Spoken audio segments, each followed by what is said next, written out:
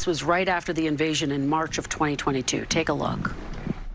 This guy lies, habitually lies. He's never kept a deal they've ever signed, and he lies all the time.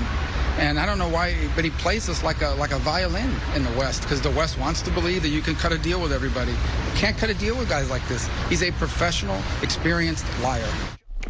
Mr. Secretary, given that, what makes you think that if you are able to reach a deal with President Putin, that he would stick to it, based on, as you just said, he's a liar? Well, that's the point. That's why the deal has to have enforceable mechanisms in it. That's why the deal has to have things like security guarantees. That's the point I was making a few minutes ago when you were asking me about looking someone in the eye. What's important here is actions, not words, not paper, document. Those are all important. Those are elements of a deal, but they have to be enforceable. They have to be verifiable. They have to be enduring. There's no point here in signing a deal that's going to be violated in 3 or 4 months. There's no point in doing that. It actually would make things worse. So that's why this is such a difficult thing. Not only do you need a deal, you need a deal that's verifiable, that's enforceable, and that's enduring. If you don't achieve that, then I think you could have a ceasefire for a few months, a few weeks, and then the war will start again and more people will die. That's not the outcome we're interested in. That's not the outcome anyone wants. So that's why this is so difficult. So you can't cut deals with a guy like Putin, which is why this administration is now in the midst of cutting deals with a guy like Putin. Just want to make sure I'm understanding here. In fact, not only is this administration trying to cut deals with a guy who they all know is not a good faith negotiating partner, they're actually embarrassing themselves by doing so. Donald Trump literally rolled out the red carpet for Putin just days ago in an effort to strike up a deal. Also that Putin could come here, get a photo, and then bail.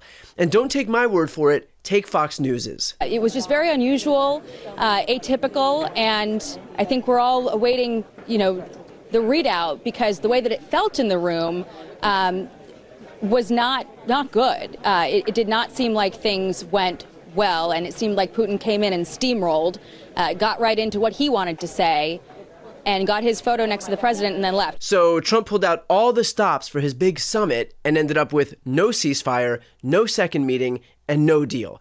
And I'm sorry, but anyone who didn't think Trump would get absolutely rolled is either a fool or has spent so much time up Trump's ass that they haven't gotten enough oxygen to their brains.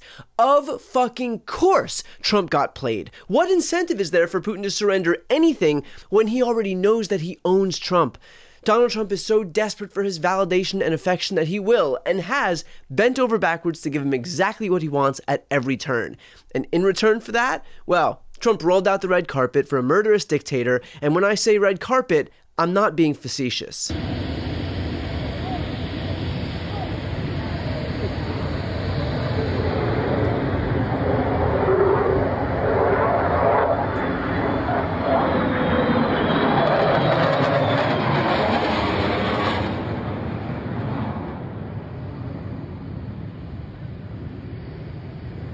Nothing like pulling out all the stops for a guy who's going to humiliate you on your own turf.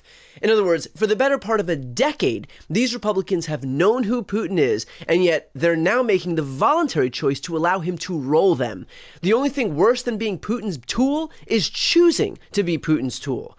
Granted, this isn't even close to the only time that Marco Rubio has sold out for power. Here he is back in 2016. You compared Donald Trump to a third world dictator yesterday in an interview with the New York Times. How so? Well, I don't know about a dictator. I said a third world strongman. He's running for president, so no matter what, he won't be a dictator unless our republic completely crumbles, which I don't anticipate it will. But yeah, here's what happens in many countries around the world. You have a leader that emerges and basically says, don't put your faith in yourselves, don't put your faith in society, put your faith in me. I'm a strong leader, and I'm going to make things better all by myself. This is very typical. You see it in the third world. You see it a lot in Latin America for decades. It's basically the argument he's making that he single-handedly is going to turn the country around. We've never been that kind of country. We have a president. The president is an American citizen who serves for a period of time, constrained by the constitutions and the powers vested in that office. The president works for the people, not the people for the president. And if you listen to the way he describes himself and what he's going to do, he's going to single-handedly do this and do that without regard for whether it's legal or not.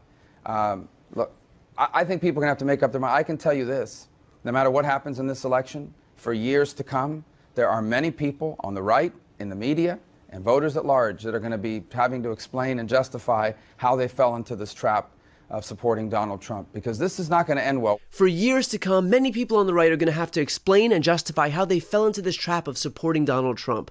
I think I've got a pretty good idea of where we can start as it relates to that list of people. Am I right, Marco? But the reality is that Rubio knows full well that he's contradicting himself. He knows full well that he's undermining his own stated positions, but it's not about consistency. It's not about long-standing principles. It's not about standing for anything other than your allegiance to one man. That's all the Republican Party is at this point. It is performing for an audience of one. So Rubio may have told the truth about Putin back in 2016, but now all he cares about is making sure that he gets pets from Donald Trump.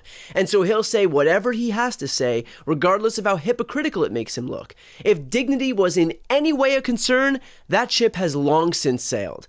And that reality is the perfect microcosm for today's Republican Party more broadly. You've got all of these people who know that they sold their supporters a bill of goods.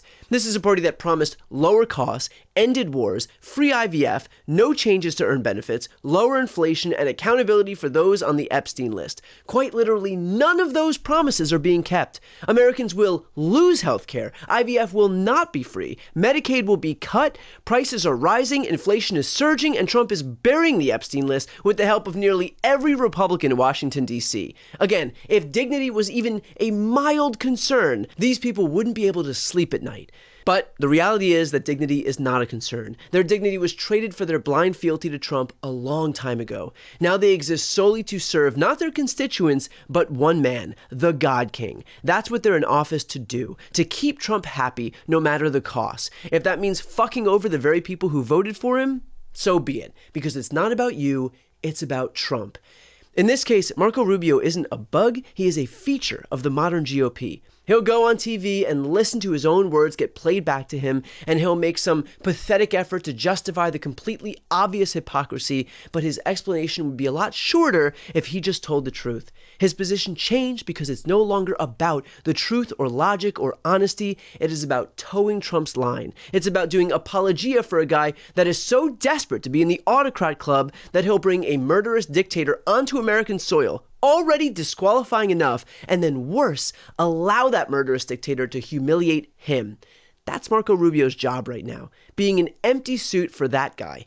As a man who once had allegiance to the truth once said, for years to come, there are many people on the right that are going to have to explain and justify how they fell into this trap of supporting Donald Trump.